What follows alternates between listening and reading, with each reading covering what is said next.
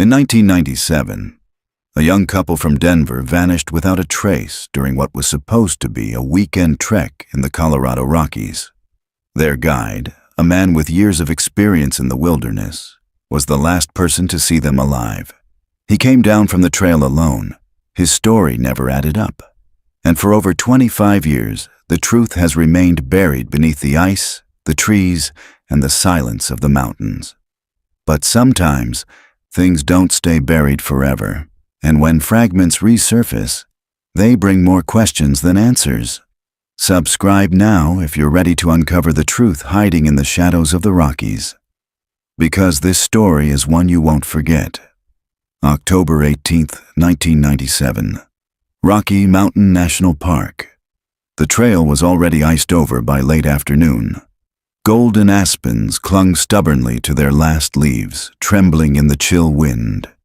In the valley, just visible from the ridge, Long's Peak pierced the horizon like a cathedral spire. At 4:12 p.m., 3 hikers signed the register at the Bear Lake trailhead. Daniel Reeve, 27, software consultant from Denver. Clara Bell, 26, art teacher, Denver. Samuel Harper, 41, licensed backcountry guide, Boulder. According to the record, they planned a weekend trek to a remote cirque called Blue Ash Basin, a rugged horseshoe of cliffs that funneled into a glacial lake. Harper, the guide, scrawled his signature with a confident flourish. Next to return date, he wrote, October 20th. They never returned. 2 days later, at dawn, Harper staggered into the ranger station at Estes Park. His beard was rimmed with frost, his gait unsteady. When rangers asked where his clients were, he collapsed onto the floor, whispering, "They didn't make it." Storm came in, slipped, both of them. But no bodies were ever recovered. No footprints were found in the snow where he claimed they fell. No scraps of gear, no torn clothing, no blood. Just silence. The official search spanned 8 days, involving dogs, helicopters, and more than 60 volunteers. Nothing. By November, the case was cold, filed under presumed fatalities. And yet, Harper never faced charges. Investigators couldn't prove he lied. The mountains are vast, unforgiving, capable of swallowing even the most careful hiker. His account, disjointed as it was, remained the only narrative.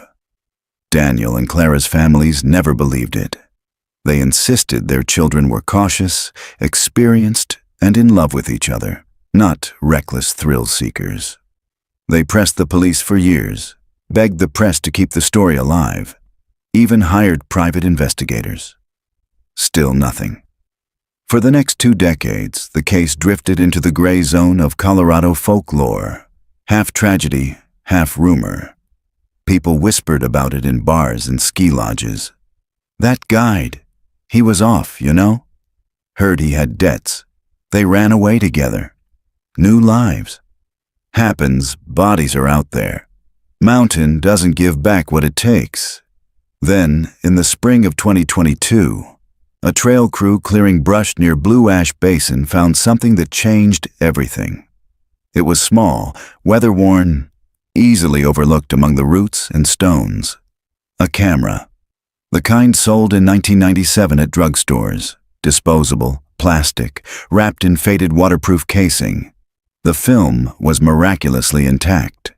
And when developed, it revealed 6 photographs taken on that final trek. The first showed Daniel, his arm around Clara, smiling against a backdrop of golden aspens. The second, Clara by the lake, laughing as wind whipped her hair. The third, Harper, holding a trekking pole, his expression caught somewhere between amusement and irritation. The fourth, blurred trees, as if the camera swung wildly. The fifth, a shadowy figure behind Clara, face obscured, too close. The sixth, blank, overexposed, white. For the first time in 25 years, the story was cracked open.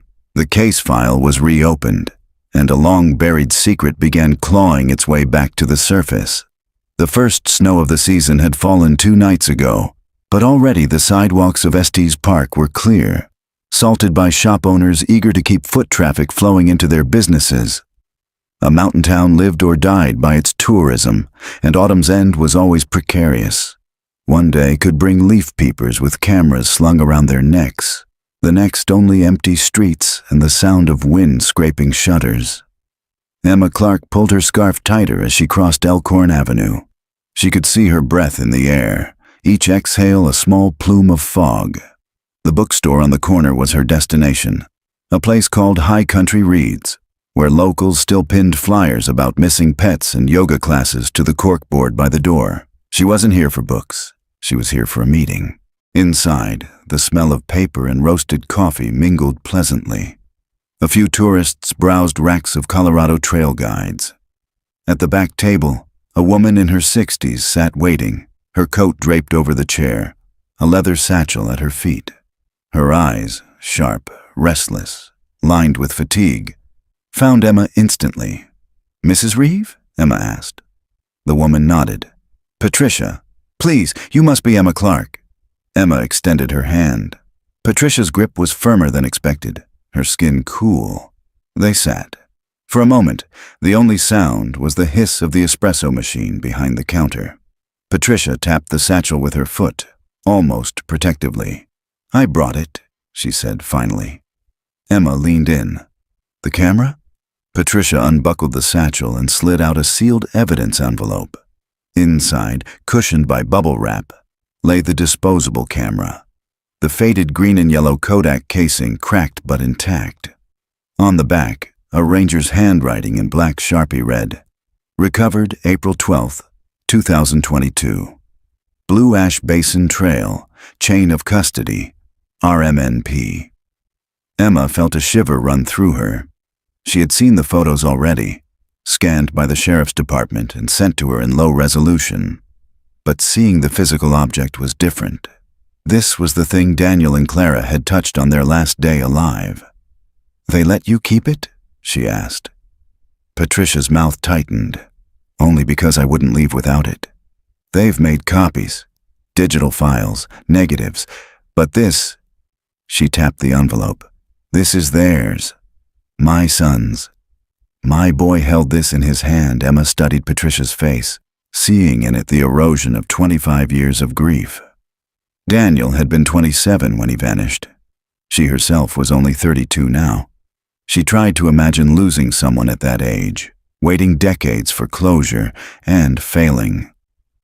"They reopened the case because of this?" Emma said gently. Patricia gave a dry laugh. "Reopened. That's a polite word. They shuffled some papers, dug up a few old files. But what I want, what I need, is the truth. And that's why I called you." Emma had been reporting for Mountain Times for almost 7 years, covering everything from wildfires to water rights. But it was her series on cold cases, unsolved disappearances across Colorado, that had given her recognition. She wasn't police, she wasn't a detective, but she had time, persistence, and a way of asking questions that made people talk. She nodded. "Then let's start from the beginning. Tell me what you remember about that weekend." Patricia's eyes clouded, her gaze drifting past Emma to the window where a man scraped frost from his truck windshield. "I remember the phone call," she said finally. "October 20th. A ranger telling me my son hadn't come back from his hike, that his guide had returned alone." Her hand trembled slightly as she sipped her coffee. "I thought, foolishly maybe, they'd be found in hours. Maybe lost, maybe hurt, but found. You don't imagine, at first, that the mountain just swallows people." Emma let the silence sit before asking, "And Samuel Harper? Did you ever meet him?" Patricia's mouth tightened. "Once, at the ranger station. He looked me in the eye and said, I did everything I could. But there was something off. He wasn't grieving. He wasn't even rattled. Just cold. Like he'd rehearsed the line. You think he lied. I know he lied." Patricia's voice hardened. "Daniel and Clara didn't just fall?" They were careful. Daniel had hiked those trails since college. And Harper. He had a record. Emma perked up. What kind of record? Patricia hesitated. Not criminal. Not that I know of. But debts. Gambling, I think. My husband heard things from a friend in Boulder. He was desperate for money. She looked at Emma sharply. And then, poof! 2 young people vanish, and he walks away clean. Don't tell me that's chance. Emma wrote a note in her leather journal. If he was in debt, motive could be money. But what would he gain? Patricia's eyes flicked to the camera between them. That's what you need to find out. They sat in silence for a moment, the weight of years pressing down. Outside, the wind gusted, scattering dry leaves across the sidewalk. Finally, Patricia slid the envelope back into her satchel. I've kept quiet for a long time, Miss Clark. But this chance, it might be the last one I get. Please, don't let them bury it again. Emma reached across the table, covering Patricia's hand with her own. I won't. That night, back in her cabin rental on the edge of town, Emma spread her notes across the table. The photographs lay at the center, printed from the sheriff's digital scans. She studied them again, though she had already memorized every detail. Photo 1, Daniel's smile, his arm draped around Clara, the yellow leaves framing them like a halo. Photo 2, Clara alone, carefree, her head tilted back in laughter. Photo 3, Harper, tall, broad-shouldered, his mouth caught mid-word. Something guarded in his eyes. Photo 4, blurred trees, as if the camera swung during a stumble. Photo 5, the one that had fueled every theory since April. Clara in the foreground, unaware, and behind her, a dark figure, out of focus but unmistakably close.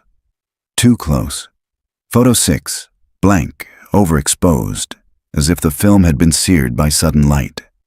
Emma traced the 5th photo with her fingertip. Who had taken it? Daniel? But if so, why hadn't he warned Clara about the figure? And who was the figure? Harper, perhaps? Or someone else entirely? She flipped open her laptop and typed, Samuel Harper, Boulder, Colorado. The first results were sparse. A white-page directory listing, a property record for a small cabin outside Nederland, and, most intriguingly, a local newspaper article from 2010. Rescue guide Harper retires after 2 decades. The article praised Harper's career, leading countless hikes, assisting with mountain rescues, teaching survival courses. A photograph showed him older, grayer, but recognizably the same man from photo 3. The article called him a fixture of the backcountry community. No mention of Daniel and Clara. Not one word. Emma leaned back, unsettled. Harper hadn't vanished into obscurity. He had lived openly, even celebrated. How had suspicion never clung to him? Or had it, quietly, beneath the surface? She jotted down names from the article. Colleagues, friends, people quoted praising him. A list of potential interviews. The cabin creaked as wind rattled the eaves. The mountains outside her window were dark silhouettes, hulking against the night sky. Emma stared out at them, feeling the same chill she'd felt in Patricia's eyes earlier. The mountains kept their secrets well, but maybe, just maybe, it was time they started giving them up. The Nederland library smelled of dust and pine cleaner. Its stone walls had absorbed decades of mountain winters, giving the air a chill even when the wood stove glowed. Emma sat at a long oak table, surrounded by stacks of newspapers. The microfilm machine hummed beside her, projecting faintly grainy headlines onto the screen. She had driven down the twisting canyon road that morning, leaving Estes Park behind. The sun lit the jagged peaks in amber and silver, but she hardly noticed. Her mind was fixed on one name, Samuel Harper. The librarian, a woman in her 70s with silver hair pinned neatly at the nape of her neck, had pulled every regional newspaper she could find. He was a local figure, she'd said. There should be plenty. Then she'd left Emma alone with the archives, as if knowing some secrets were best uncovered in solitude. The earliest mention Emma found was from 1989. Local man saves lost hiker near Eldora. The article was short, praising Harper, then 33, for helping search and rescue locate a lost college student. His quote was earnest. Anyone would have done the same. The mountains give, the mountains take. You respect that Emma flipped forward through the years. Harper appeared again and again, sometimes leading charity treks, sometimes lecturing on avalanche safety, sometimes assisting in rescues. He was portrayed as dependable, rugged, a man of the wilderness. But Emma noticed something odd. Every few years there were gaps, months at a time when his name disappeared from the news. No rescues, no lectures, no quotes. Just silence. One such gap spanned the winter of 1997 to 1998, exactly when Daniel and Clara had vanished. Emma rubbed her temples. Coincidence or deliberate absence? She turned another page and froze.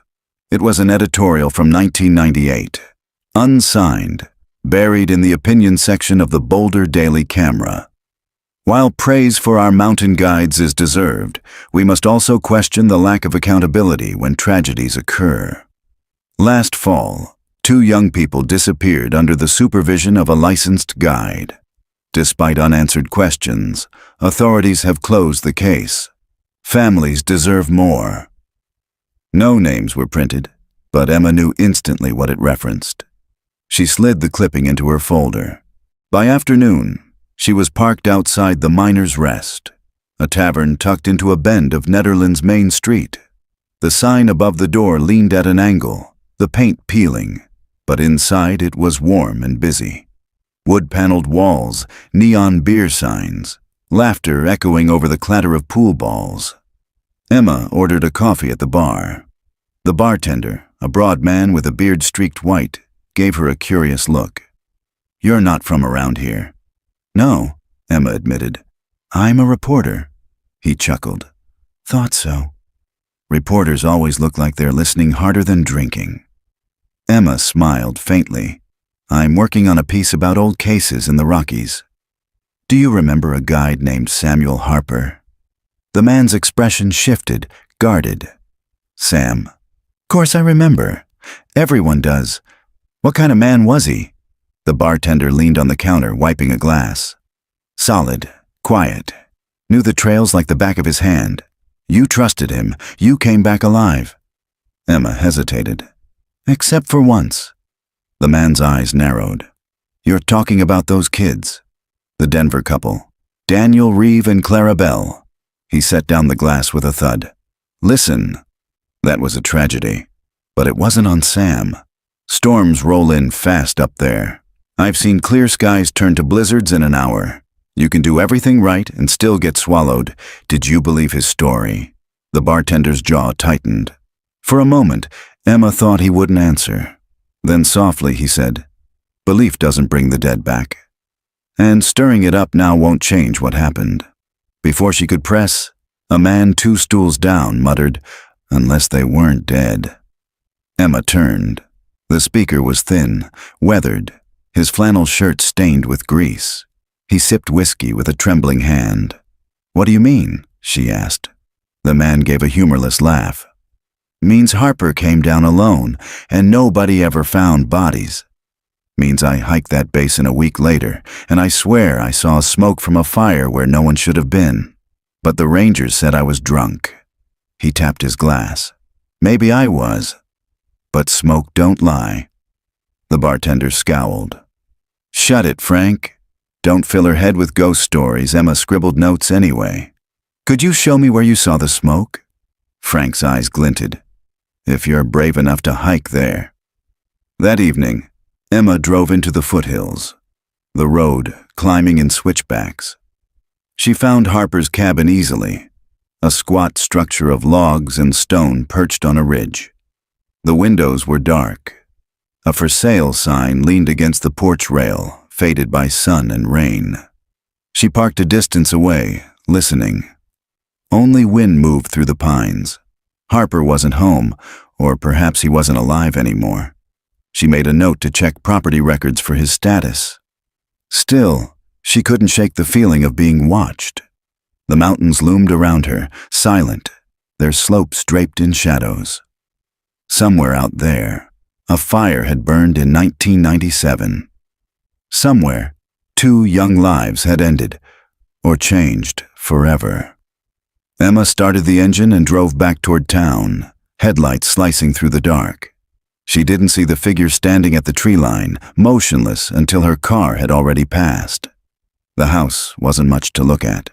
A low-slung rancher at the edge of Boulder's north side, its paint dulled by years of sun, its yard cluttered with rusting tools and a half-collapsed woodpile. A mailbox out front bore the name S. Harper in peeling letters. Emma sat in her car across the street, tapping her pen against her notebook. Through the windshield, she could see curtains drawn across the windows. A faint wisp of chimney smoke curled into the crisp November sky. He was home. Her pulse quickened. This was the man at the center of everything, Samuel Harper, the guide who had walked down from the mountains alone 25 years ago. She rehearsed her approach in her head. Straightforward, respectful, but firm. She had dealt with defensive subjects before. But this was different. This man wasn't just a source. He was the last living witness to a disappearance that still haunted 2 families. Finally, she opened the car door and stepped out. Gravel crunched beneath her boots. She crossed the street, heart pounding, and climbed the short path to the porch. She knocked. For a long moment, there was no sound. Then slow footsteps approached. The door creaked open. Samuel Harper stood framed in the doorway. He was 66 now. His once broad shoulders stooped, his hair a tangled mix of gray and white. His face was weathered like rock, lines etched deep around his mouth and eyes. But his gaze, sharp, unflinching, was exactly as it had been in the photograph from the old camera. Yes? His voice was gravelly, wary. Mr. Harper? Emma extended a hand. My name is Emma Clark. I'm a journalist. I'd like to talk with you about Daniel Reeve and Clara Bell. For a heartbeat, she thought he might slam the door. His eyes narrowed, flicking from her hand to her face. I said all I had to say 25 years ago. And yet, Emma replied softly, their families still don't know what happened. The silence stretched. Harper's jaw tightened. Then, surprisingly, he stepped aside. You'd better come in before the neighbors start gossiping. The interior smelled faintly of wood smoke and damp wool. The living room was cluttered with maps, dog-eared guidebooks, and faded photographs of mountains. A wood stove burned in the corner, crackling. Sit, Harper said, gesturing to a worn armchair. He lowered himself onto the couch opposite, his movements stiff with age. Emma pulled out her notebook. I appreciate your time. He gave a short laugh, humorless. You're not the first reporter. But most stopped coming after the 90s. Because the case went cold? Because there was nothing left to say. Emma studied him. Then why did you let me in? His eyes lingered on her face. Curiosity, maybe. Or maybe I'm tired of silence. He leaned forward, resting his elbows on his knees. Go ahead. Ask your questions. She took a breath. When Daniel and Clara vanished, you told rangers they slipped during a storm. Why wasn't there evidence? No tracks, no gear, nothing? His gaze hardened. Because the mountain covers its mistakes. Storm snow fills tracks in minutes. Rocks swallow packs. You city people think everything leaves a trace. Out there, sometimes nothing does. Emma held his stare. But there were 6 photographs recovered this year. One shows a figure behind Clara. Too close. Was that you? A flicker passed through his eyes, so quick she almost doubted she saw it. Then his expression flattened. I don't know. Could have been me. I walked behind them sometimes, but you don't remember? He leaned back, folding his arms. It's been 25 years. Memories rot. Photographs lie, or reveal, Emma countered. Silence. The wood stove popped, sending sparks against the grate. At last, Harper said, "You're digging in graves better left closed. That family's been through enough." "So is yours," Emma said softly. "If you're innocent, wouldn't you want the truth out?" His mouth twitched. For the first time, his voice cracked with something like pain. "Innocent doesn't matter in the mountains. You take people in, you try to bring them back. Sometimes you fail. That failure sticks to you like pitch. You don't wash it off." Emma studied him. Was this guilt or confession? "Tell me about that storm," she pressed. He closed his eyes briefly, as if seeing it. Clouds rolled over the ridge by mid-afternoon. Snow coming sideways, wind screaming like a freight train. They panicked, slipped near the basin rim. I tried, God help me, I tried, but they were gone. White swallowed them whole. "And you didn't climb down?" His eyes snapped open, sharp. "Would you?" "Into a death chute. Blind, with a blizzard at your back. I'd have died too. Then there'd be 3 bodies instead of 2, Emma scribbled notes. But something gnawed at her. His words had weight, but also a rehearsed cadence, as if he'd spoken this defense countless times. She tried another angle. "Where were you the week after?" "Witnesses say you disappeared from town." His jaw clenched. "I needed time. Alone. You wouldn't understand. Try me." But Harper rose abruptly, ending the conversation. "That's enough. You've had your story. Now leave me be." Emma stood reluctantly, pocketing her notebook. "One last thing, Mr. Harper." He paused, hand on the door. "If you didn't hurt them, who did?" His expression darkened, unreadable. "Sometimes the mountain itself is the third person." He opened the door, and cold air rushed in. Emma stepped out, unsettled. As she walked to her car, she glanced back. Harper still stood in the doorway, watching, his face half shadowed by the flicker of the wood stove. Back at her motel, Emma reviewed her notes. Harper had given nothing concrete, yet everything about him screamed withholding. His defensiveness, his sudden anger, his evasions around the missing week. She opened her laptop and dug into public records.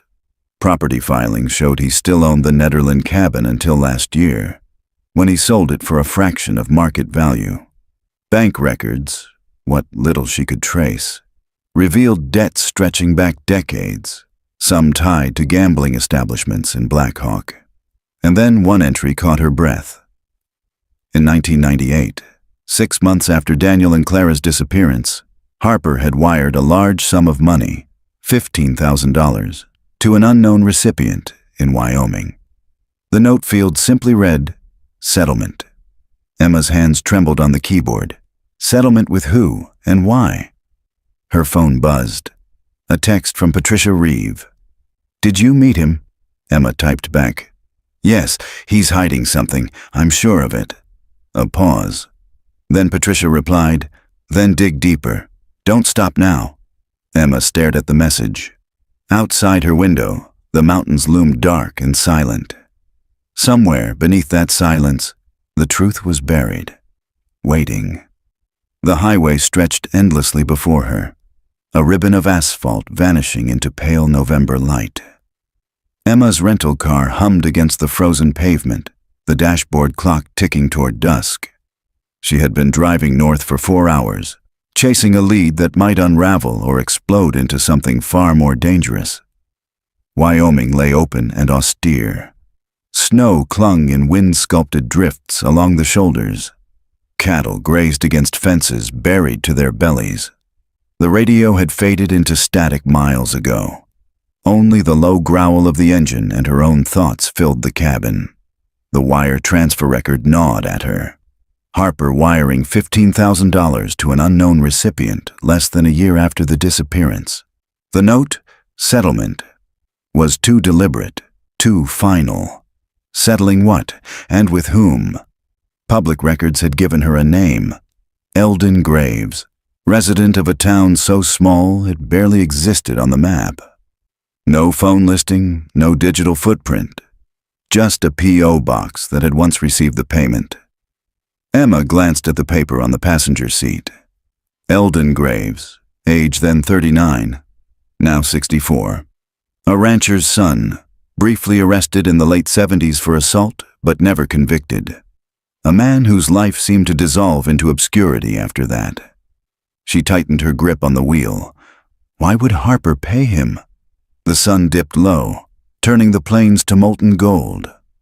Emma followed a dirt road flanked by skeletal cottonwoods until it ended at a battered farmhouse leaning against the wind. A single porch light flickered. She parked, heart pounding, and stepped out into the brittle air.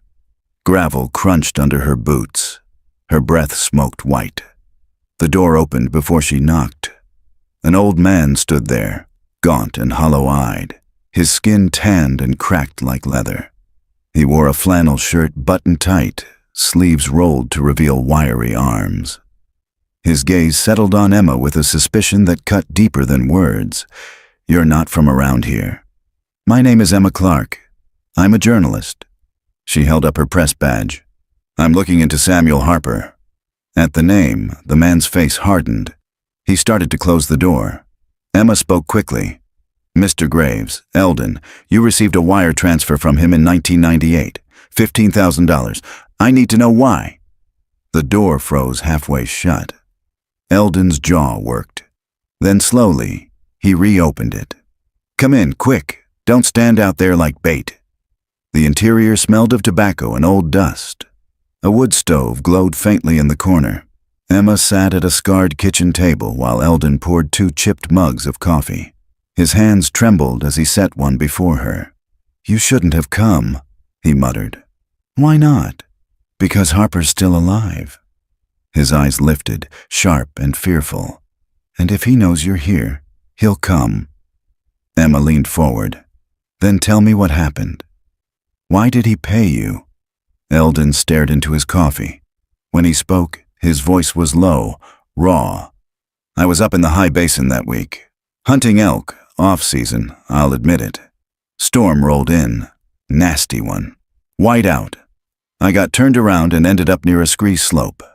That's when I saw him." Emma's pulse quickened. "Harper?" Eldon nodded. "He was dragging something. A pack, maybe, or—" He broke off, swallowed. "No, it was a body, wrapped in canvas." Emma gripped her mug, heat searing her palms. "A body? Male or female?" "I couldn't tell." He saw me watching, dropped it like it weighed nothing and came straight at me. Eldon's eyes glazed, remembering. I had my rifle. He had nothing but an ice axe. Still, I froze. He got right up in my face, breathing hard, snow plastered in his beard. He said if I opened my mouth, no one would ever find my bones either. Emma's throat tightened. And the money. Months later, envelope at the post office, note said, "For your silence." I didn't spend it. Not a dime. Blood money. He shuddered. Buried it out back. The kitchen seemed to shrink around them. Emma's pen hovered above her notebook, shaking. "Why didn't you tell the police?" she asked. Eldon's laugh was bitter. Who'd believe me? A poacher with a record, saying the mountain guide was hauling corpses? They'd have locked me up before him. Emma tried to steady her breathing. If Eldon was telling the truth, everything changed. Harper hadn't just lost the couple to a storm. He had disposed of them. But why? "Do you know who it was?" she pressed. Eldon's gaze darted to the window, as though the wind itself might carry Harper's name. Could have been either. Or both. All I know is, what he dragged didn't move. Silence weighed heavy. Outside, the wind rattled loose siding. Emma whispered, "You're afraid of him still." Eldon's jaw tightened. A man like Harper doesn't let go. He carries death the way other men carry packs, always ready to drop it where it suits him. She closed her notebook. "Eldon, will you go on record?" His eyes widened. "Hell no. You print my name. I'm dead before morning. You want to chase this story? Fine, but leave me out." Emma felt the ground tilt beneath her. If she couldn't sight him, this revelation was smoke, not fire. Yet the terror in his eyes was more convincing than any signature. She stood, slipping the notebook into her bag. "Thank you for telling me. I won't forget it." Eldon walked her to the door, but before she stepped into the night, he gripped her arm. His hand was calloused, desperate. "Be careful, Miss Clark. You think you're hunting truth, but the truth you're poking has teeth, and it's hungry." The drive back south was a blur. Headlights carved tunnels through the dark plains. Emma's mind churned with Eldon's words. A body, canvas wrapped, Harper coming at him with an axe. If true, it was the closest thing to evidence she had found. Yet without Eldon's testimony on record, it remained a ghost story. Near midnight, she pulled into a roadside motel. The neon sign buzzed above the office, casting sickly green light. She checked in, locked the door twice, and collapsed onto the bed fully dressed. But sleep never came. Every time she closed her eyes, she saw Harper's face in the wood stove light, and Eldon's trembling hands describing canvas dragging across snow. At 3 a.m., Emma sat upright, heart racing. A sound outside, a crunch of gravel. She crept to the window, pulled back the curtain an inch. A truck idled in the lot. Old, battered, its headlights off. She couldn't see the driver. After a moment, it pulled away, taillights vanishing into darkness. Emma's breath came fast. Coincidence or warning? She returned to the bed, clutching her notebook to her chest. Whatever this was, she was in it now. And someone else knew it too. The mountains rose into view again by late afternoon, their jagged ridges dusted white against a pale sky. Emma gripped the steering wheel tighter as her rental car wound along the highway back toward Boulder. Wyoming lay behind her like a fever dream, but Eldon Graves's words clung to her ribs like ice. He was dragging something, wrapped in canvas. Emma had heard stories before, rumors, confessions, theories whispered in dim bars, but never with such sharp edges of fear. Eldon had looked at her like a man still hunted, and maybe he was. By the time she reached her motel, she was exhausted. She showered quickly, letting the hot water beat down on her stiff shoulders, and collapsed into bed. But sleep brought no rest. In her dreams, the storm swallowed everything. Daniel, Clara, canvas dragging across snow, and Harper's hollow eyes watching from the ridge. She woke at dawn to her phone buzzing. A message from Patricia Reeve. "Did you find anything?" Emma hesitated, then typed back, "Yes, but not something I can print yet. Need more." Patricia's reply came almost instantly. "Then keep digging. Don't let him bury them again." The next day, Emma drove to the Public Records Office in Boulder. The building was warm and fluorescent lit, filled with the faint smell of paper and toner. She requested archived sheriff's reports from October 1995, the weeks surrounding Daniel and Clara's disappearance. A clerk wheeled out a stack of boxes. Emma settled at a table, flipping through brittle files and faded Polaroids. Most of it she knew. Initial search logs, storm reports, witness interviews. But then she found a thin folder labeled Harper, Samuel, Statement of Movements, Post-Disappearance. Her pulse quickened as she opened it. The official report said Harper returned from the storm on October 14th, exhausted and frostbitten. He spent 2 nights at a lodge in Nederland, then assisted rangers in search efforts until October 21st. But tucked inside the file was a handwritten note, unsigned, dated October 20th. Harper absent from search between October 15th to 18th. Claimed illness. No witness to verify. Returned suddenly on the 19th. Said he had been at cabin. Inconsistent story.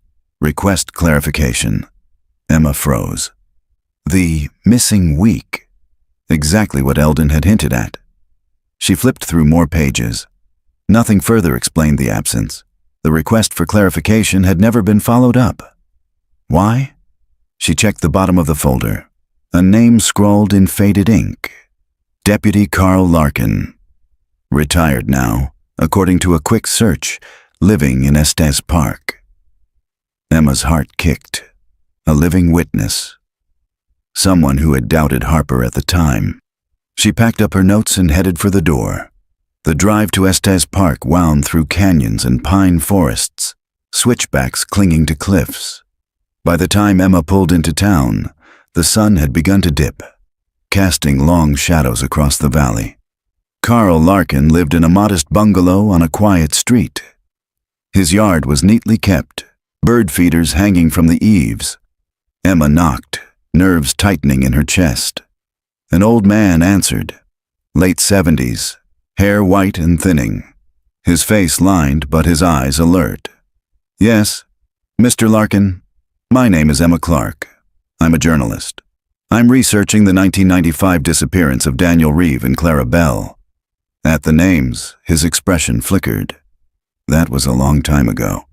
I know, but I found your note in the records about Harper's missing days. I was hoping you could tell me more. He studied her, weighing. Then he sighed and opened the door. Come in. I was wondering when someone would finally ask. The house smelled of wood polish and tea. Photographs of mountains and grandchildren lined the walls. Larkin led her to the kitchen table, poured 2 mugs of tea, and sat heavily. I was a deputy then. He began. Not much rank, but I paid attention. Harper came down from the storm alone, said the couple vanished. We launched the search, but 3 days later, he vanished too. Just stopped showing up, Emma leaned forward. And when he returned, Larkin's jaw tightened. Said he'd been sick. Flu. But no one had seen him in town. No doctor, no clerk at the store, no lodgekeeper. He'd been somewhere else. Did you push him on it? I tried. Wrote the request for clarification you found. But the sheriff at the time, Harlan Boone, told me to drop it. Said Harper was traumatized, that pressing him would scare him off. I didn't buy it, but Boone had connections. He trusted Harper, Emma scribbled furiously. Connections! Guides, climbers, donors. Harper had a reputation. Tough, reliable, the man you wanted on a rope line. Folks didn't want to believe he'd done anything wrong. Larkin's gaze drifted toward the window, voice growing softer. But I never forgot his face when he came back on the 19th. Pale, drawn, like a man who'd carried something heavy. Not illness. Something else. Emma's skin prickled. Do you think he killed them? Larkin hesitated. I think he knows more than he ever said. And I think Boone shut the door before we could pry it open. Silence settled. Outside, a crow cawed from a pine tree. Finally, Larkin leaned closer. If you're serious about this, talk to Boone. He's retired too, lives in Lyons. But watch yourself. Boone protects Harper like kin. He won't appreciate you stirring up ghosts. Emma closed her notebook. Thank you. I'll find him as she left. Larkin called after her. Miss Clark, sometimes the dead aren't the only ones who want to stay buried. That night, back in her motel, Emma spread her notes across the bed. Eldon had seen Harper dragging a body. Larkin confirmed Harper disappeared for days with no explanation. Boone had silenced the investigation. 3 threads, all pointing to the same dark knot. Emma rubbed her temples. She felt the case tightening like a noose, not just around Harper, but around herself. The truck outside her motel in Wyoming came back to her in a rush of dread. She glanced at the window, curtains drawn tight. For the first time, she wondered if Harper knew she was digging into him. And if he did, what would he do next? Lyons sat at the mouth of the canyon like a stubborn outpost, its brick storefronts and diners glowing against the shadow of the cliffs. Emma parked outside a small house with a sagging porch and a flagpole planted in the yard. The name on the mailbox confirmed it. Harlan Boone. She sat for a moment, steadying her breath. Boone was the wall she had read about in the files, the one who had silenced Larkin's doubts. A man whose voice had once carried the weight of a badge. If anyone had pulled strings for Harper, it was him. Emma walked up the steps and knocked. The door opened to reveal a broad-shouldered man in his late 70s, hair white but still thick, his frame only slightly softened by age. He wore a plaid shirt tucked neatly into jeans, a sheriff's ring still gleaming on his right hand. His eyes were pale and steady, assessing her the way lawmen always did. "Mr. Boone?" "That's me." His voice was gravelly but confident. "What can I do for you?" Emma showed her press badge. "My name is Emma Clark. I'm a journalist looking into the 1995 disappearance of Daniel Reeve and Clara Bell." The name landed like a pebble in a pond. Boone's face barely shifted, but his hand tightened on the door frame. "That case is long closed," he said. "Closed, but not solved. Their families still don't have answers. I was hoping you could help me understand why Samuel Harper was never pressed on his missing days during the search." A pause. Then Boone stepped aside. "Come in." The living room was immaculate, walls lined with plaques and framed photographs. Boone in uniform, shaking hands with governors, standing beside search and rescue teams, posing in front of patrol cars. A mantel above the fireplace displayed medals and a folded flag. "Have a seat," Boone said, gesturing to a leather armchair. He lowered himself into the couch opposite, moving with the ease of someone still proud of his body despite age. Emma opened her notebook. "Thank you. I'll be direct. Deputy Carl Larkin noted Harper was absent for several days. He wrote a request for clarification. Why was it never followed up?" Boone's eyes flicked, almost amused. Larkin was a good man, but he saw ghosts where there weren't any. Harper came back from that storm, frostbitten and half-starved. He'd lost 2 hikers. I wasn't about to hound him when he could barely stand. But he vanished for 3 days, no witnesses. Doesn't that strike you as odd? Boone leaned back, folding his arms. "You ever been through a mountain storm, Miss Clark?" Men lose time. Wanderhole up in cabins. Half the county's filled with old miners' shacks. He said he was sick. That was enough for me. Emma studied him. Or maybe it was easier not to ask questions. For the first time, Boone's smile thinned. "Careful. I'm only trying to understand why his story was never scrutinized." "Because I knew Harper," Boone snapped, then caught himself. He took a breath, smoothing his tone. "I knew his father before him. Guides, both of them. Salt of the earth. You don't throw a man like that to the wolves without cause." Emma leaned forward. "What about cause like dragging a body?" "I spoke to someone who saw him." The air in the room shifted. Boone's eyes narrowed, sharp as a hawk's. "You need to watch what stories you swallow. This county has long memories, but not all of them are true." Emma's pen scratched against paper. "So you deny Harper hid something?" Boone's voice dropped. "I'm saying you're digging in ground that doesn't want to be dug. The Reeves and Bells have suffered enough. You keep stirring this, you'll hurt more people than you help." Emma met his gaze. "Or I'll finally bring them closure." They sat in silence, the crackle of the fireplace filling the space. Finally, Boone rose, signaling the conversation was over. "I've said my piece. Harper isn't your villain. The mountain took those kids. That's the only truth that matters." Emma closed her notebook and stood. "Thank you for your time." He escorted her to the door. As she stepped outside, Boone's voice followed, low and deliberate. "Miss Clark, if I were you, I'd stop now. Some truths aren't meant to come back down the canyon." The door shut behind her with a final click. Emma sat in her car, hands trembling on the steering wheel. Boone hadn't admitted anything. But his defensiveness, his loyalty to Harper, the thinly veiled warning, those spoke louder than words. She drove back toward Boulder as night fell, headlights sweeping across canyon walls. At one bend, she caught sight of a truck in her rear-view mirror. Old, dented, its headlights staying far back but steady. Her stomach clenched. She pushed the accelerator. The truck stayed with her, mile after mile, through narrow turns and dark tunnels.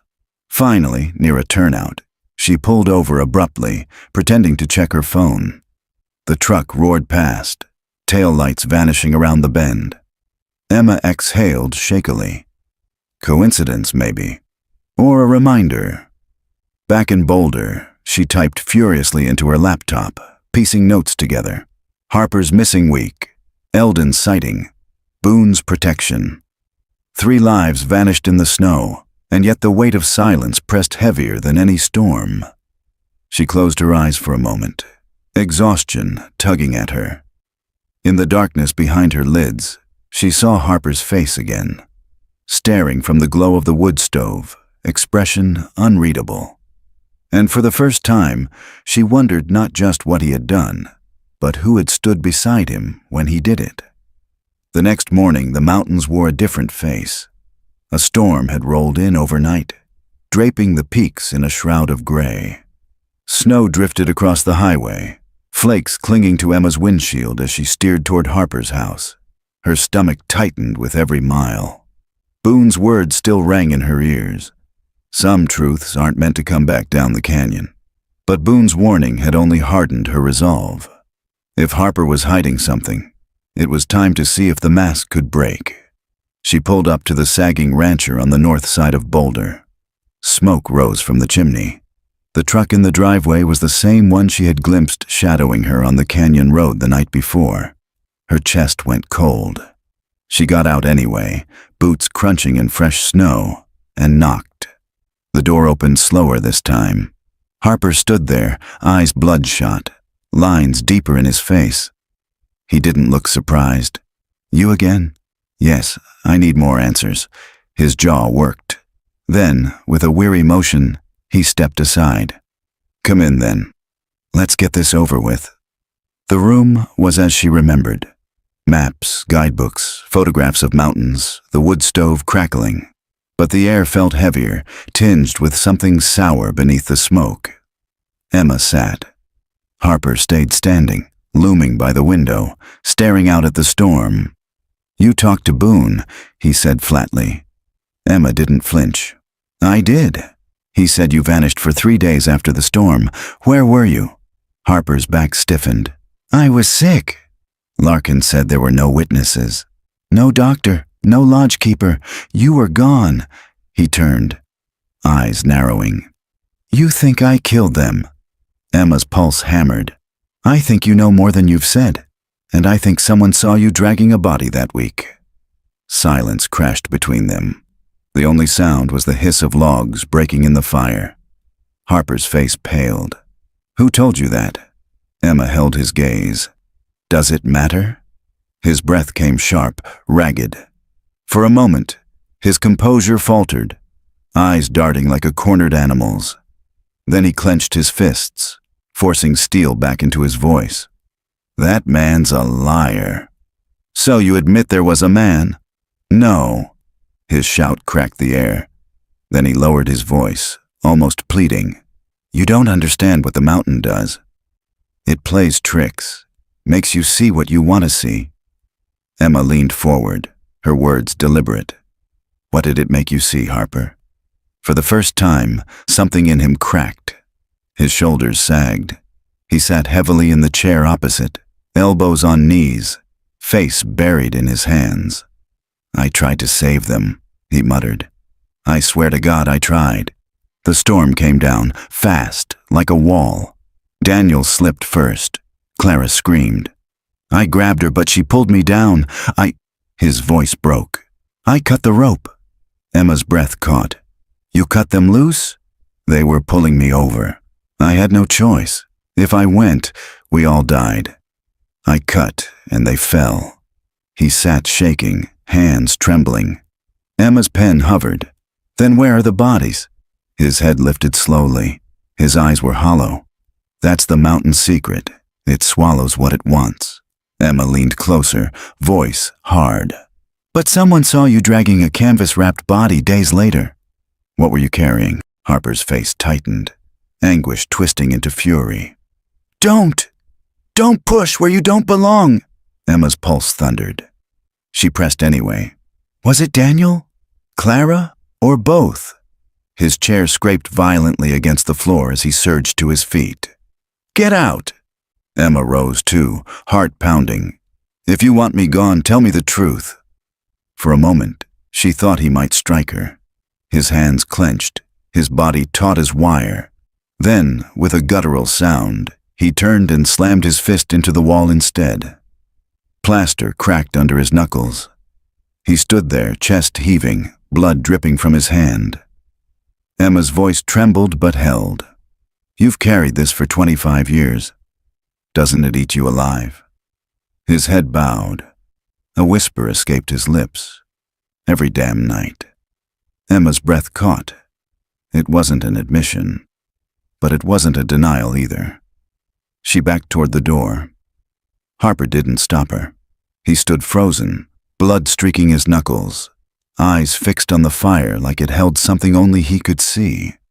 The storm thickened as Emma drove away. Snow lashed against the windshield, blurring the world into white. Her hands trembled on the wheel. Harper's words echoed. I cut the rope. It was survival. It was betrayal. It was both.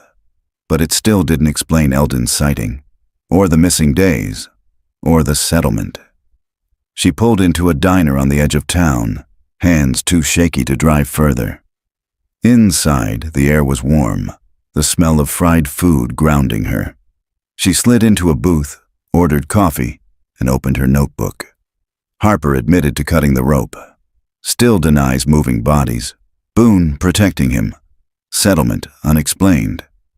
Emma rubbed her eyes. She felt closer and further all at once. A shadow fell across the booth. She looked up. A man stood there, lean, mid-40s, wearing a flannel jacket. His eyes were steady, unreadable. You're Clark, he said. Her heart thudded. Yes. He slid into the booth across from her without asking. You need to stop asking about Harper. Emma's blood ran cold.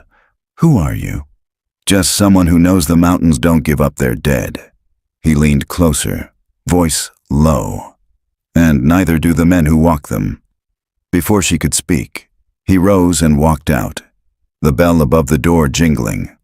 Emma sat frozen, coffee cooling in her hands. The storm outside howled louder. And for the first time, she wondered if the danger wasn't just Harper, but something larger, darker, wrapped around him like the snow on the peaks. The library in Denver was quiet that afternoon, the kind of quiet that hummed with fluorescent lights and turning pages. Emma sat at a table surrounded by cardboard boxes. Patricia Reeve had called her that morning, voice taut with urgency. Clara's sister found something, she'd said. It's time you saw it.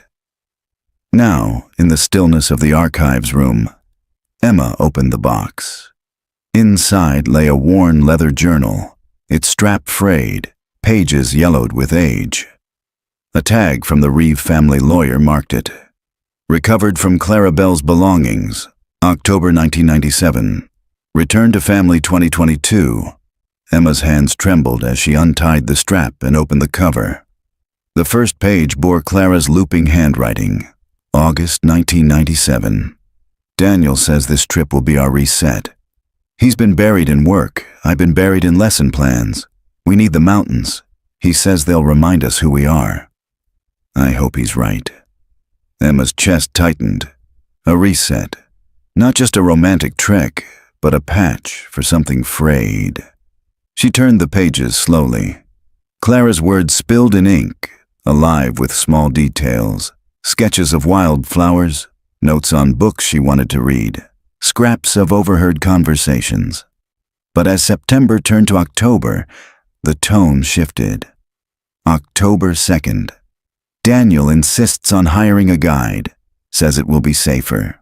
I don't disagree, but I hate the idea of a stranger on our trip. This was supposed to be ours. October 5th. Met Harper today. He's taller than I imagined. Quiet. His eyes make me uneasy.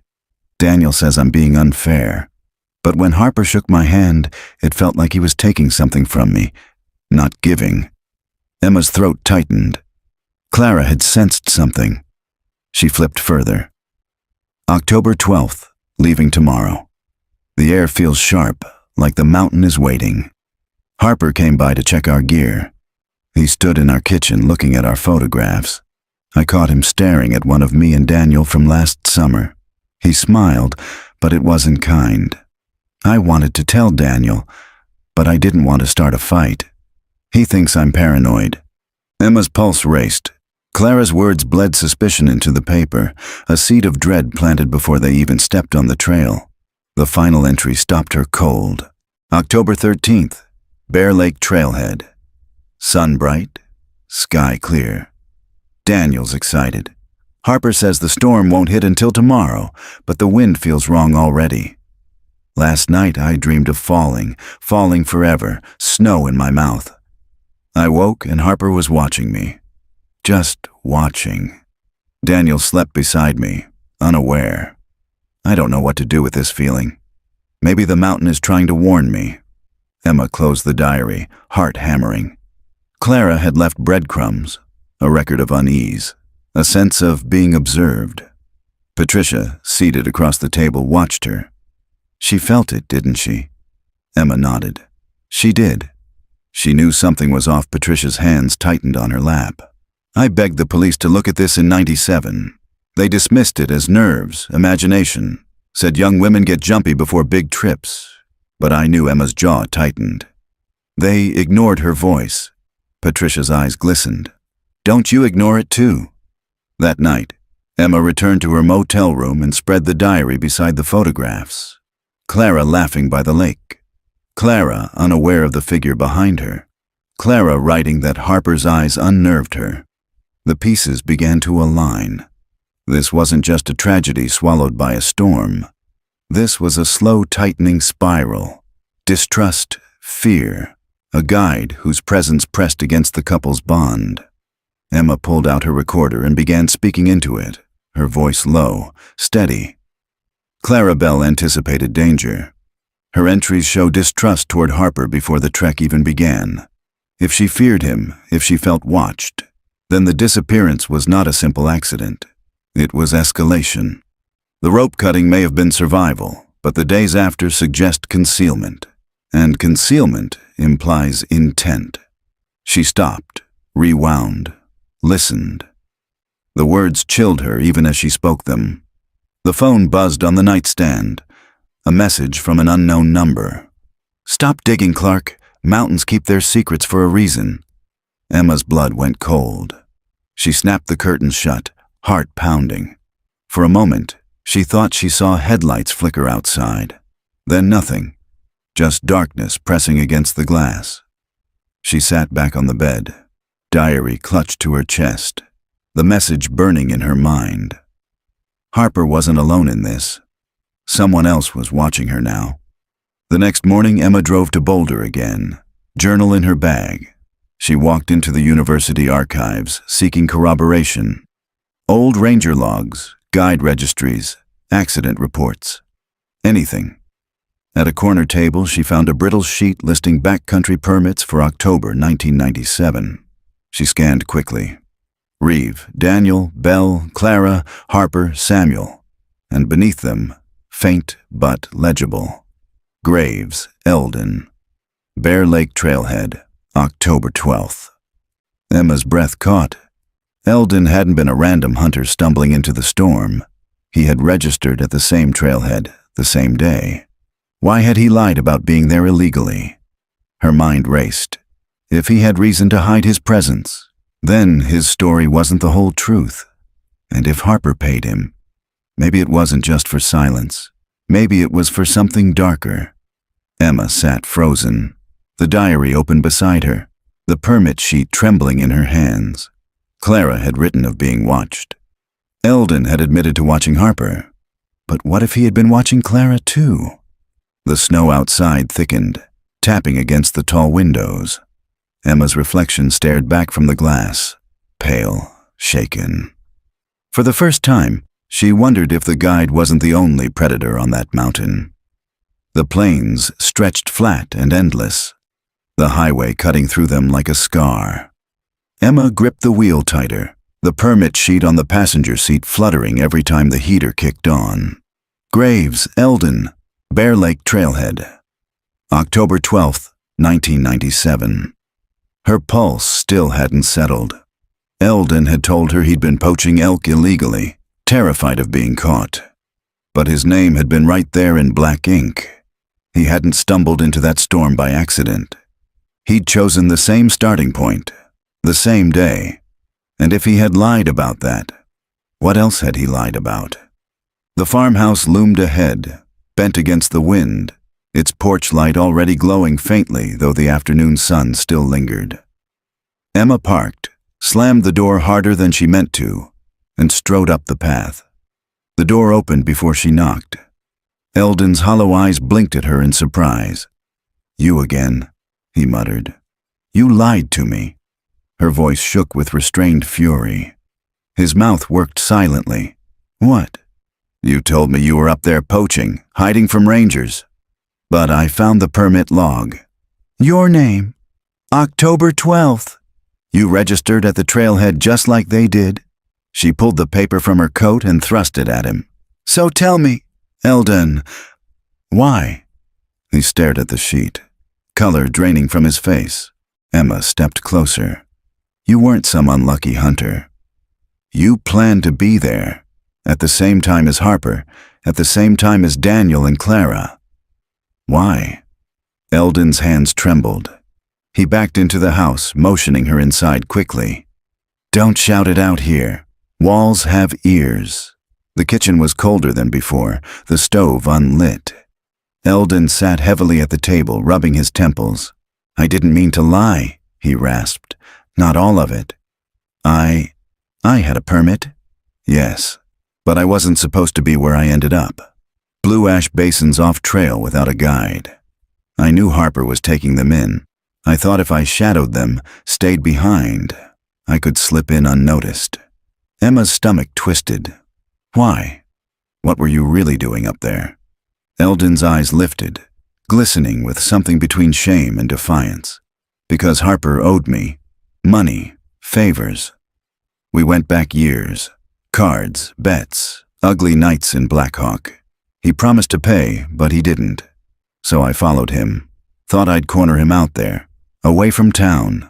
Thought he'd have no choice but to settle." Emma's hand froze on her notebook. "You were extorting him." Eldon's silence was answer enough. "And Daniel and Clara," she pressed. "They just happened to be there?" He nodded slowly. "Wasn't supposed to involve them. They were just his clients. Young, loud, in love. I kept my distance. Until the storm hit." Emma's voice hardened. "And that's when you say you saw him dragging a body?"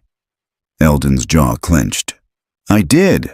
Or you wanted me to believe you did." To pin it all on him, his fist struck the table, rattling the mugs. "No, I'm no saint, but I didn't touch those kids. I swear it on my mother's grave. Whatever Harper did or didn't, he did it without me." Emma's breath came fast, her notes shaking in her hand. Eldon's story bent in circles, parts aligning, parts crumbling. The permit explained why Harper would pay him off, but it also made him complicit. She stared at him, searching his face. Then why keep lying? Why bury the truth for 25 years? His voice dropped to a whisper. "Because Harper wasn't alone that night." Emma froze. "What do you mean?" "There was someone else. Another man. I saw him in the blizzard, a lantern cutting through the snow. He met Harper near the basin. They spoke, but the wind carried their words away. When they parted, Harper was dragging something. That's all I know." Emma's heart thudded. Another man. A fourth presence. "Who?" she demanded. Eldon's eyes closed. "Didn't know him. Never saw his face. But I'll never forget the lantern." Yellow glass, cracked on one side, light flickering like it was about to die. Silence filled the kitchen, heavy and suffocating. Finally, Emma whispered, "Why didn't you tell me this before?" His voice cracked. Because Harper paid me to shut up, and because I'm a coward. I thought maybe I could keep it buried, but you're dragging it all back. Emma stood abruptly, notebook clutched to her chest. This isn't just Harper anymore. If there was another man, then both families deserve to know.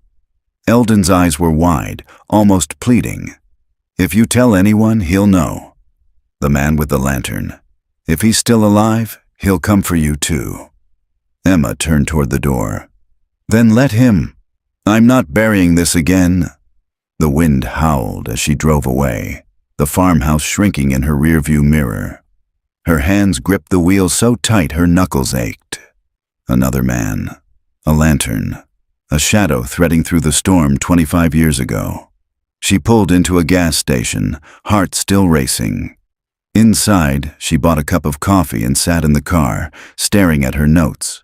The narrative was fracturing. Harper Eldon. Boone. And now a faceless man with a lantern. She sipped the coffee, bitter and too hot, grounding herself. Somewhere, Clara's diary sat in her bag, her words whispering. He was watching me. Just watching. Was it Harper? Or was it the man with the lantern? Emma closed her eyes, exhaustion tugging at her bones. But sleep would not come. Not while the storm of questions whirled inside her. For the first time, she realized the truth might not be a single thread. It might be a knot so tangled that pulling it free would unravel everything. Late that night, back in her motel, Emma replayed the day's conversations into her recorder. Eldon Graves admits he followed Harper deliberately, seeking money. He claims he saw Harper dragging a body, but also that another man was present. A man with a lantern. If true, this introduces a fourth presence in the basin that night, one not accounted for in any report. She paused, the silence in the room pressing hard. If that man exists, then the disappearance wasn't just a tragedy. It was a convergence, a storm outside and another storm inside, secrets colliding on the trail. And maybe only one of those storms has ended. She clicked off the recorder. The room felt colder, the shadows thicker. She pulled the curtains tighter. Outside, across the empty parking lot, a single light flickered in the darkness. Yellow. Cracked. Emma's breath caught in her throat. Morning broke in pale streaks of gray over the motel. Emma hadn't really slept. Her dreams kept replaying that flickering yellow light outside her window. When she finally mustered the courage to peek through the curtains, the parking lot had been empty, silent except for the hum of the vending machine. But the image clung to her. A cracked yellow lantern, glowing faintly against the dark. She packed quickly, her hands shaking as she shoved the recorder and Clara's diary into her bag. There was no time for breakfast. She needed answers before fear ate her alive. The county archive was little more than a brick annex behind the courthouse, dusty and underfunded. Inside, the smell of paper and mildew hung thick. Emma introduced herself to the clerk, a soft-spoken woman with bifocals who led her to the ranger reports from 1997. She pulled the box closer, dust motes rising as she lifted the lid. Pages browned with age rustled beneath her fingers. She scanned for October. Storm reports, rescue efforts, lists of volunteers. Then, her pulse jumped. Incident report, October 13th, 1997. Ranger D. McCrae. Patrol observed unknown male near Willow Fork, carrying lantern. Lantern described as yellow glass, cracked on east-facing panel. Male appeared disoriented, refused to identify himself. When approached, he retreated into woods. Not located again. Emma pressed her palm to the page, her breath shaky. The man existed. He wasn't Eldon's invention. A ranger had seen him. She flipped further. Nothing more. No follow-up, no name, no conclusion. Just a single sighting swallowed by the storm. Her phone buzzed. A text from Boone. Found something you should see. Old gear and evidence locker. Harper's pack. Meet me at station 2 p.m. Emma closed the file, her fingers trembling. By the time she reached the station, Boone was waiting in the basement evidence room. He looked weary but sharper than before, a man who'd shed his earlier reluctance. On the table lay a dust-coated backpack, its strap stiff with age. A tag read, "Recovered, Bear Lake Trailhead, April 1998. Owner, Harper Cole." Boone gestured for her to open it. Emma hesitated, then unzipped slowly. Inside lay a coil of rope, waterlogged maps, a compass crusted with rust. But at the bottom, wrapped in plastic, was a small metal object. She lifted it gently. A lantern handle, bent and corroded. Her chest tightened. The glass was gone, but one jagged shard remained, tinged faintly yellow. Boone's voice was low. Noticed it when reorganizing. Never logged properly. Just shoved into the pack. Emma swallowed hard. So Harper had the lantern? Or took it from the man who did? Their eyes met. Neither spoke, the thought hanging heavy between them. If Harper had that lantern, then Eldon's sighting wasn't the end of the story. It was the beginning of one more buried.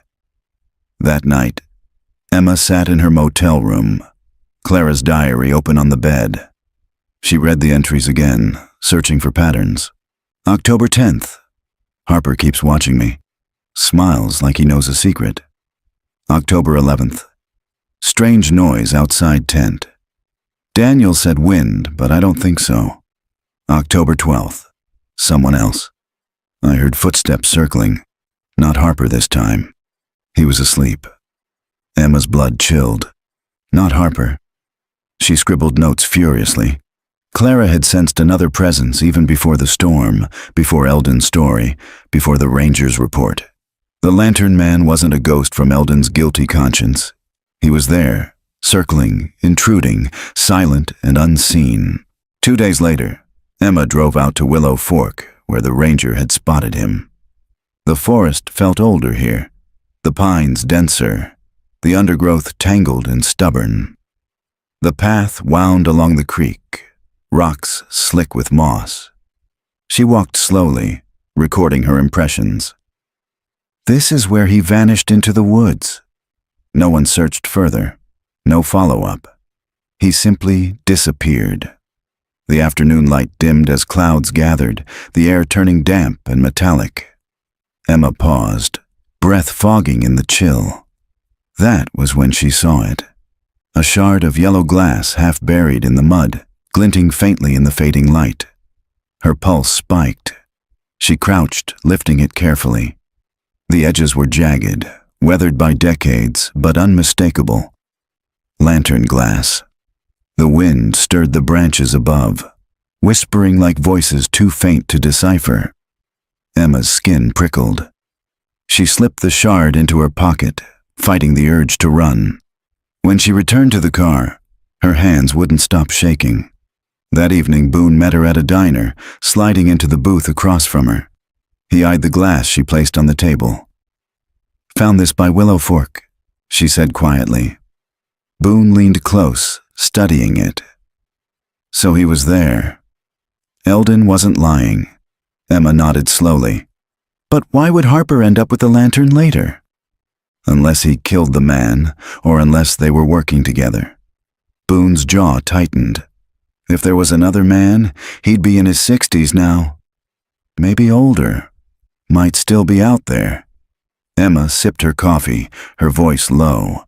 And maybe watching us right now. Through the diner window, headlights flickered on the highway. A truck passed, then another. The glass shard glowed faintly under the neon sign, like a captive flame. Emma stared at it, heart pounding.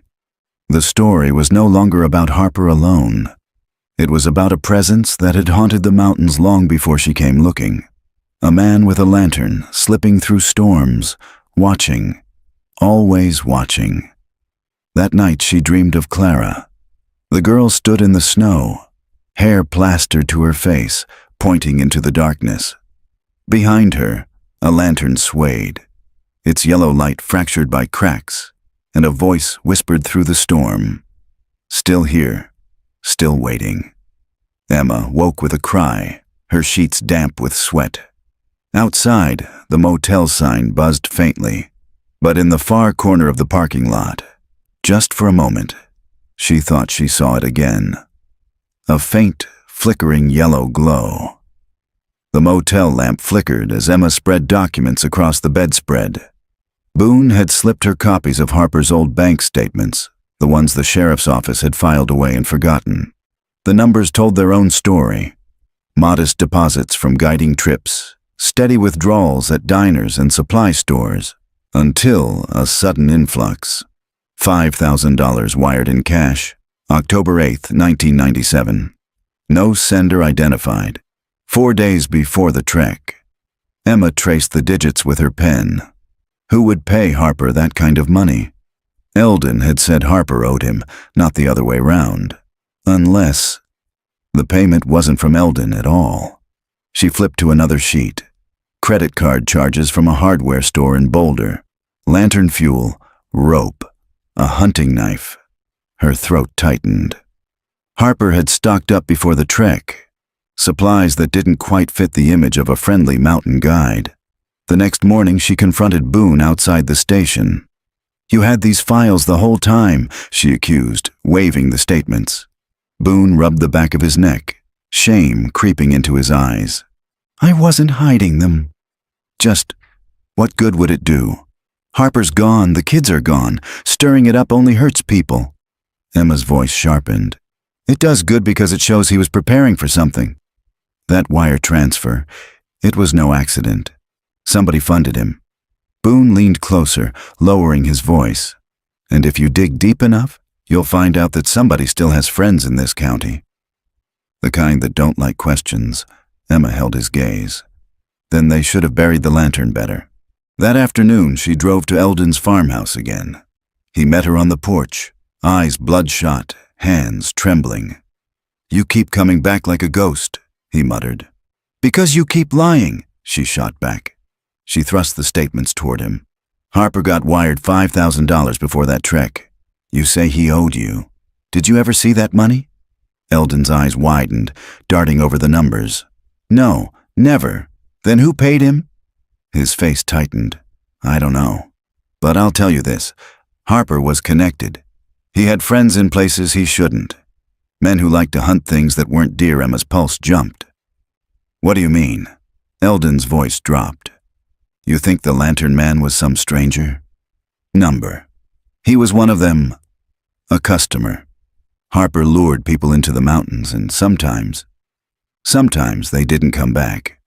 I was supposed to keep quiet, take the cash when it came, but after that storm, after Clara and Daniel, I couldn't stomach it anymore." Emma's stomach turned. "You're saying it wasn't just him?" "It was organized." Eldon's silence was answer enough. Back in her motel, Emma opened Clara's diary again, reading the entries with new horror. October 10th. Harper keeps watching me. October 11th. Strange noise outside tent. October 12th. Someone else. Not Harper this time. A customer. The man with the lantern. Her recorder clicked on. Eldon Graves claims Harper worked with others. That clients were selected. Sometimes delivered. Clara's entries suggest a second presence even before the storm. Harper was not acting alone. She paused, breath shaky. If this is true, then Daniel and Clara weren't victims of weather or chance. They were chosen, Boone called that evening, his voice rough with unease. "Emma, you need to leave this alone. I don't know what you told Eldon, but he's rattled. He called me, swore he saw a truck outside his place last night, headlights sitting in the dark. When he stepped out, it drove off." Emma's pulse quickened. "What kind of truck?" "Old Chevy. Green. Matches a vehicle Harper used to borrow from a man in town. The lantern man?" Boone's silence stretched. "Could be. Or just another ghost. Either way, it means someone's watching again." Emma looked toward the motel curtains. The parking lot was empty, but her skin prickled as if unseen eyes lingered. 2 nights later, she returned to Willow Fork alone. The creek gurgled faintly under the moonlight. She followed the path deeper than before, recorder in one hand, flashlight in the other. October 1997, she whispered into the mic. A ranger spots a man with a cracked yellow lantern near this point. He retreats into the woods. Never identified, the forest pressed close, branches clawing at the beam of her light. Then, a rustle. Leaves shifting where no wind blew. Emma froze, heart hammering. A glow flickered between the trees. Dim, unsteady yellow. She raised the flashlight, trembling. The glow blinked out. Silence. Emma stumbled backward, breath ragged. She turned and ran, crashing through underbrush until the car appeared ahead. She slammed the door, locked it, sat shaking with her hands on the wheel. In the rearview mirror, for just an instant, the faint glow returned at the tree line. Watching. Back at the motel, she recorded in a whisper, as though someone might overhear through the walls. The Lantern Man is not a story. He's here, still here. Whoever he was, whoever he is, he never left these mountains, and if Harper was working for him, or with him, then maybe the real storm has only just started. She clicked off the recorder, the silence in the room thick as snow. Somewhere outside, in the darkness beyond the parking lot, a glow flickered once, then vanished. The storm came sudden, the kind the mountains brewed in minutes. Emma's windshield wipers fought against sheets of rain as she sped toward Eldon's farmhouse. Boone's call still echoed in her ears. Eldon's gone.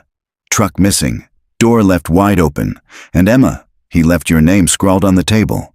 The road narrowed, pines looming dark on either side. Emma's stomach twisted. She kept replaying the words Eldon had whispered last time. If you tell anyone, he'll know. The man with the lantern. If he's still alive, he'll come for you too. Lightning split the sky as she pulled into the drive.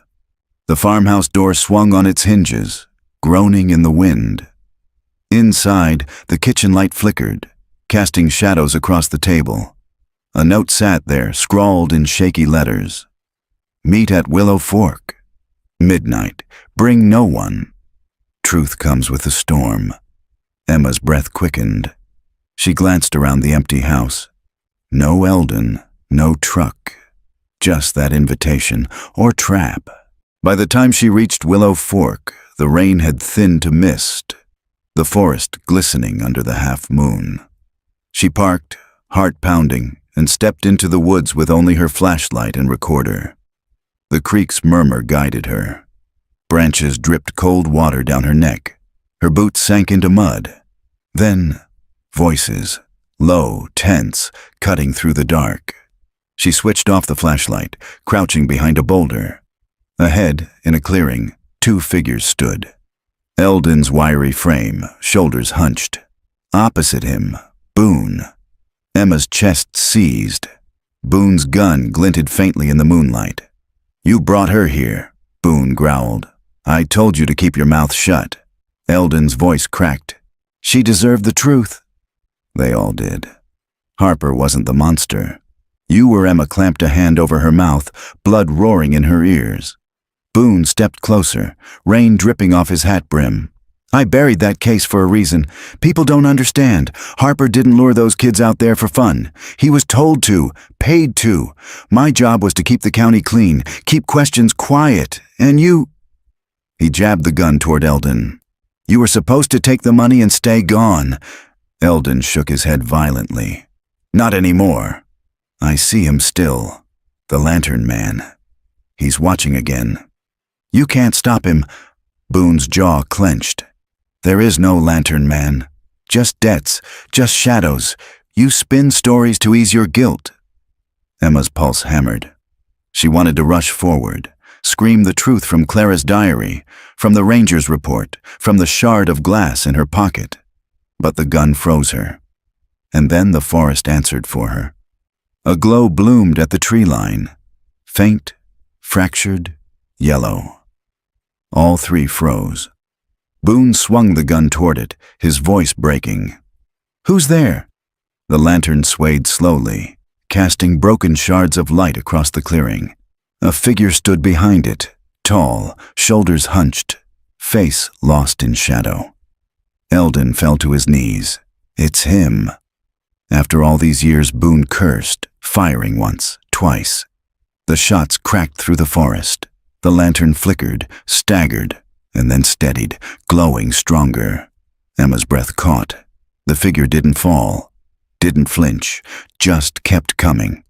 Boone's hand shook violently as he aimed again, but before he could fire, Eldon lunged, grabbing the barrel. The shot went wide, tearing into the dark. Boone struck him across the face, but Eldon clung on, shouting, "Run, Emma!" She bolted from her hiding spot, flashlight beams slashing through branches. Behind her shouts, another gunshot, the crash of bodies grappling. And through it all, the lantern's glow, steady, patient, closing in. She didn't stop until she reached the car, chest heaving. She fumbled with the keys, hands slick with rain, finally wrenching the door open. The engine roared to life, headlights piercing the dark. For a moment, she dared to believe she could drive away, leave the storm behind. Then a shape moved at the edge of the beam. The lantern swung forward, light fractured by cracks, illuminating a face weathered and pale. A man, older now, hair stringy, eyes like hollow wells. Emma froze, knuckles white on the wheel. The lantern lifted, casting its glow across her windshield. The man smiled faintly. Lips cracked. Then he turned, disappearing back into the forest. The light bobbed once, twice, and was gone. Emma's heart thundered. She floored the accelerator, tires spitting gravel as she tore down the road. By dawn, the rain had passed. Boone's cruiser sat abandoned at Willow Fork. Eldon's truck too, but no bodies were found. No gun, no lantern. Search teams combed the woods for days, finding only trampled mud, shell casings, and one last shard of yellow glass near the creek. Emma gave her statement, but the sheriff dismissed it as hysteria, storm-frayed nerves. Boone was listed missing, presumed dead. Eldon, too. The case closed again, swallowed by silence. But Emma knew what she'd seen. The lantern wasn't a story or a hallucination. It was real, flickering through the trees, carrying secrets that refused to die. And somewhere, the man who carried it was still walking, still watching. That night in her motel, Emma packed her things. She slid Clara's diary into her bag, alongside the shard of glass. She pressed the recorder's button one final time. The storm is over. But the truth hasn't ended. Harper vanished. Boone vanished. Eldon vanished. And yet the lantern remains. Maybe it always will. A cracked glass flame wandering these mountains, carrying with it the names of the lost. She paused, voice trembling. If you're listening to this, don't follow it. Don't chase the light. Some storms were never meant to be survived. She clicked it off. The silence absolute. Outside, the motel sign buzzed faintly, and across the parking lot just for a moment, a dim yellow glow shimmered, then faded into the night. 6 months later, the snow was gone from the lower valleys, the mountainsides streaked with green. Spring tourists filled Estes Park again, lining up for saltwater taffy and souvenir shirts. For them, the storm of October was just another piece of mountain weather already forgotten. But not for Emma. She sat in the small studio of Mountain Times, headphones snug, microphone glowing red. The producers had insisted on a podcast series, 12 episodes, one for each chapter of the investigation. They called it The Guide Who Never Came Back. Emma called it unfinished business. Her voice was steady as she read the closing script. We began with a camera recovered after 25 years in the snow. We followed the trail through Harper's evasions, Eldon's confessions, Boone's warnings, and we ended in a storm at Willow Fork, where all three vanished into the dark. Officially, the case remains unsolved. But the evidence we uncovered, the diary, the bank records, the lantern glass, suggests the truth is stranger and darker than any police file will admit. She paused, letting the silence settle, then leaned closer to the mic. Some believe the man with the lantern is just a story, a ghost born of storms and grief. But I saw him. He walked into the clearing that night, and Boone, Eldon, even Harper's shadow. All of them broke around that glow. I can't tell you who he was. I can't tell you why he was there. But I can tell you this. The lantern is still burning. She clicked the mic off. The red light died. That evening she drove alone into the foothills, windows down, air warm with the scent of pine. The podcast had gone live only hours earlier, and already her phone buzzed with notifications. Messages from listeners, families of the missing, hunters with their own stories of strange lights. But she wasn't chasing clicks tonight. She was chasing quiet. She parked at a turnout above the valley, the peaks painted gold by sunset. For a while she just sat, breathing. Clara's diary lay on the passenger seat, open to the last page. Emma traced the words with her finger. Maybe the mountain is trying to warn me. Her chest tightened. Clara's voice had never left her.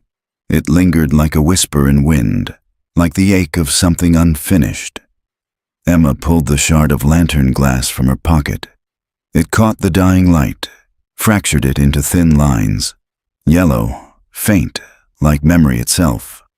She thought of Harper, his trembling hands, his whispered "I cut the rope," of Eldon, half culprit, half victim, dragged down by debts, of Boone, old authority, protecting silence with a badge, and of the man with the lantern, nameless, faceless, still walking. The mountain had swallowed them all, but the lantern, it endured. Weeks later, Emma hiked alone up a trail above Bear Lake. Tourists bustled at the trailhead, but soon their voices faded, replaced by the hush of snowmelt streams. She climbed higher, into the stillness. At a bend in the path, she paused. A breeze stirred through the pines. For a moment, she thought she heard footsteps behind her. She turned. Nothing, only shadows stretching long in the afternoon light. But then, far off among the trees, a faint flicker, yellow. Her breath caught. It shimmered once, twice, then vanished. Emma stood frozen, heart hammering, until the forest swallowed the silence again. She whispered into the recorder clipped to her pack, barely trusting her own voice. If you're out there, if you've been walking all these years, what are you carrying? What secret are you keeping? No answer came, only the wind. She walked on. The glow burned into her mind, knowing she would never truly stop following it. Back in town, tourists still bought postcards and taffy. Shopkeepers swept their porches. The world turned, forgetting. But in the high basin, where storms brewed fast and snow buried everything, a light moved among the pines, yellow, cracked, eternal. And those who saw it never forgot.